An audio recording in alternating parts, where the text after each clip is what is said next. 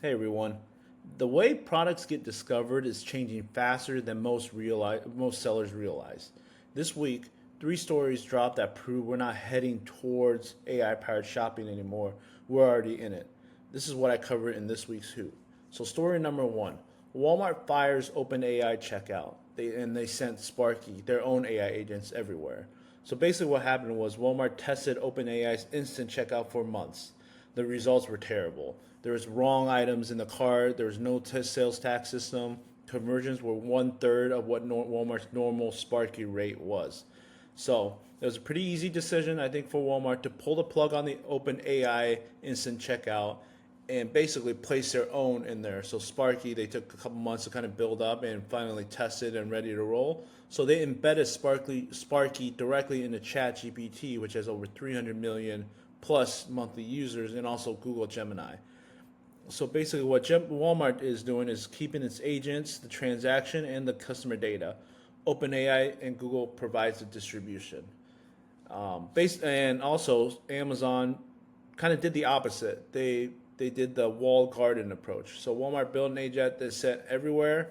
Amazon wanted to kind of keep it within their own ecosystem, within their own garden. So they're different strategy, same principle. It's AI agents. It's about how you distribute your own AI and how you want to kind of keep that data set or keep some of the important data separately. So very, very important to know that Walmart dropped OpenAI and kind of used their own instead. So the good news is that with the GEO optimization, you just have to really get good with Walmart.com's listings and making sure that that is GEO ready. Because once that is GEO ready, it gets distributed to ChatGPT and Gemini. So you have to do three different ones. Focus on the Walmart.com listing, focus on the GEO stuff on there, and you'll have one catalog that is distributed to three platforms, and it's all powered by Sparky. So if your listing is thin, you're going to be invisible to all three. So very, very important, guys. Walmart.com is a growing marketplace. It has a bunch of good things happening for them. Go ahead, look at the listing, make sure it's GEO ready, because once you have that GEO ready, you're going to see a compounding effect that is going to be happening over at ChatGPT and Gemini because they're using Sparky. So very important news in the e-com world on story number one. Story number two. So what happened, what I'm noticing, or what the data is telling me, is that AI is compressing the shopping experience into 3 to 5 results. So historically, you go browse 47 options, 50 options, whatever. You compare, you decide hour over hours and days. Oh, hey, should I buy this versus this? Especially if the ones are more expensive, you want to take your time and make sure you have the right one. You read all the reviews, you do all the traditional shopping experience that is done online. But the new shopping experience, which involves AI, it condenses that 47 to 50 options that you're looking at into 3 to 5 recommended options that AI did for you because you had a nice little conversation. They know who you are, they know your tendencies, and you're kind of giving them hints and you're giving them clues. It's a conversation that allows you to get 3 to 5 results instead of having to go with 47 to 50 or whatever amount that you used to have to compare. And into 3 to 5. So this is a big deal. I think what the stats say, I'm reading it off here, is generative AI grew by 75% as a discovery channel last year. 75% as a discovery channel last year. Big number, big number. So people are starting to transition over to AI and trusting it as the ones to kind of narrow that 50 results into 3 to 5. So keep that in mind. 85% of shoppers are open to AI influenced impulse purchases, but only when AI recommends it confidently. So this is after a couple conversations back with the AI agents.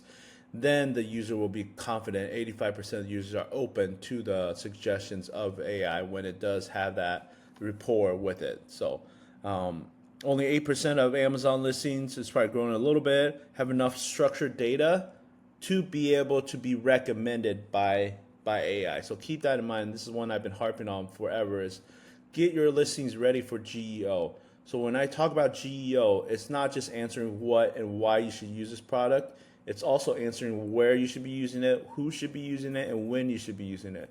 It's not too crazy difficult, in my opinion, because I've been in e-com forever. Just answer all 5 of those. What is this product? Why should you use it? When should you use it? Where you should use it? And you should be ahead of a lot of 90% of people that are out there that aren't really focusing on that. That's a GEO world, guys. Focus on that for the next couple months. I think you'll be ahead of a lot of products, even the big boys. Big boys aren't focusing on this. A lot of these big boys, and I've done a review, a video on Rubbermaid, for example. Had a product that is 13,000 reviews, 4.6 stars. Really good, really strong SEO. But it didn't even mention anything about using the Rubbermaid. It was a Rubbermaid container for your kind of lunch meals for your office. It never mentioned, hey, this is good for office use. It never mentioned this is good for batch cooking, meal prep, stuff like that. It doesn't talk about any of those when and where you should be using those products types. So even as big as Rubbermaid, as big of a brand of that, if you have 200 reviews, you can kind of sneak into the AI results or AI recommendation by answering those questions and having AI kind of assist you on recommending your product, because you did help them answer where should I be using it, when should I be using it, who should be using this product. So the review count built your ranking in the old model. And I'm going to repeat that. Review count built your ranking in the old model. Contextual depth builds it in the new one. So think about your product listing. So reviews, it historically has been able to be bought. You can incentivize reviews. AI is kind of taking that away and kind of making it focus on the product, on who, when, where, and why you should be using the product instead of the amount of reviews people are getting on this product. So this is a nice little area for all you smaller brands out there can sneak into this AI recommendation, whether it's on Walmart, whether it's on Amazon. You guys will get that organic boost that you guys are looking for to be able to get potentially be up in the kind of the big boy brands in the future. So third story this week was very interesting. It was Shopify says agentic commerce is merit based. Another win kind of for the small brands, and I'll talk about it just in a second here. Harley Finkelstein, I think is his name. He's the president of Shopify. Said at an upfront upfront summit that agentic is fundamentally merit based. You type in sneakers in the search engine, you see Foot Locker. AI agents match buyer intent to product fit. So once again, some of these smaller brands if you're not Foot Locker in the sneaker world, when you used to historically type in sneakers, I want my sneakers, men's sneakers, Foot Locker, all the big boards are going to be pop up. But if you can answer who is this for, sneakers for a guy that is starting to start walk more, trying to hit the 10,000 steps, small like that. If you want longer tail keywords, focus on who should be wearing this. Middle-aged, 40 to 50-year-old men that is just starting to get back in shape. Answer those questions. So when people like me, if I'm a 43-year-old male saying that I want to get back in shape, what shoe should I wear for walking, or which shoe should I wear for running? Those are the ones that you can kind of sneak in your product listing, and AI will scrape it and be able to say, oh, whoa, somebody asked for that? All right, here's a product that I am getting that information directly from the listing, and not from these reviews that could potentially sway the buyer's intent. These are the types of small little wins that you can get here and there. And I already mentioned earlier, ChatGPT has 30 million plus people. Just think about the small little percentage of people that are asking that, and if you can get into that listing and that recommendation, 3 to 5 recommendation that it gives you, that's going to be a big win for these ones. And it's not about keyword stuffing. It's not about saying it 5 times on your listing. It's about saying it a couple times, or maybe once even. The AI can come and grab it, and you got some good other content around that. You're going to win in the next year or so, in my opinion. So GEO is very strong from that perspective, and whenever I say GEO, it's when, where, and who should be using your product.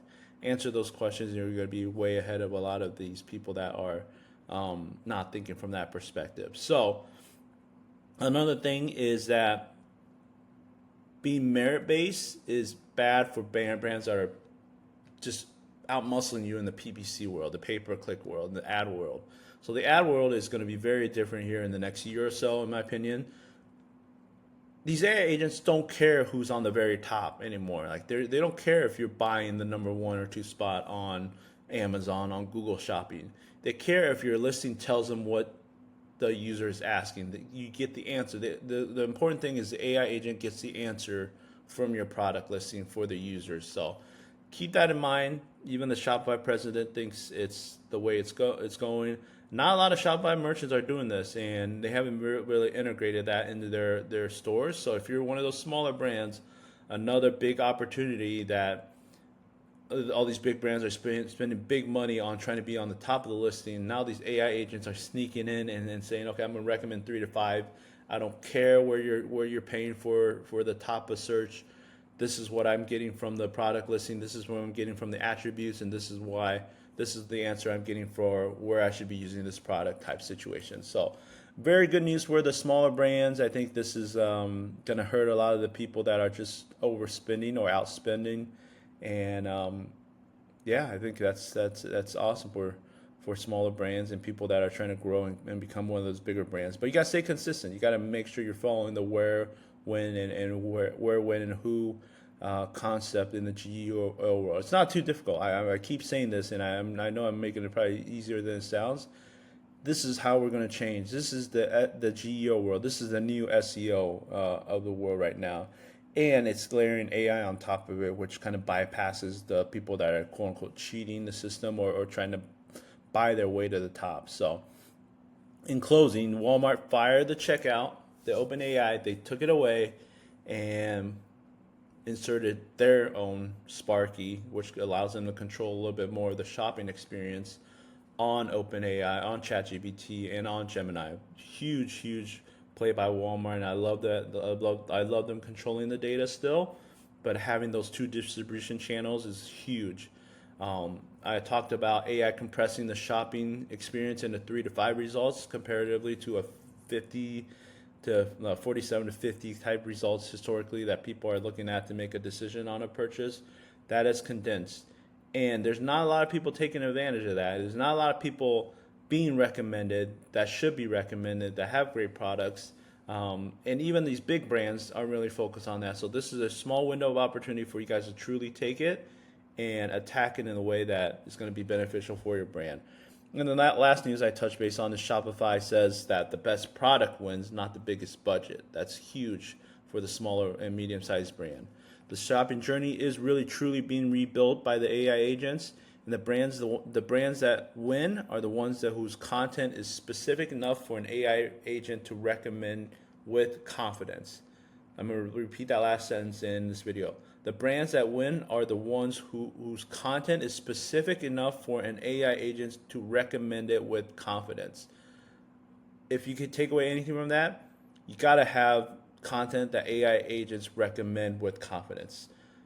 If you guys have any questions on GEO, this is what I'm going to really be talking about, hammering the next couple months here. I think it's a huge opportunity for some of these small and medium-sized businesses that I love helping to kind of get you guys past that hump to a bigger brand and be a more sustainable brand and not have to go through that startup journey that a lot of people are struggling to go from growing to truly scaling it. This is GEO and what the AI world is doing right now and all the news that's coming around it and what the big boys, Walmart, Amazon are doing. It's basically setting you guys up for success, some of these smaller and medium-sized brands. Even the bigger brands, I know you guys had the budget. Focus on something other than PPC or digital marketing for now is all I'm trying to say. So if you guys have any questions, let me know. But that's a recap of this week's Hoot.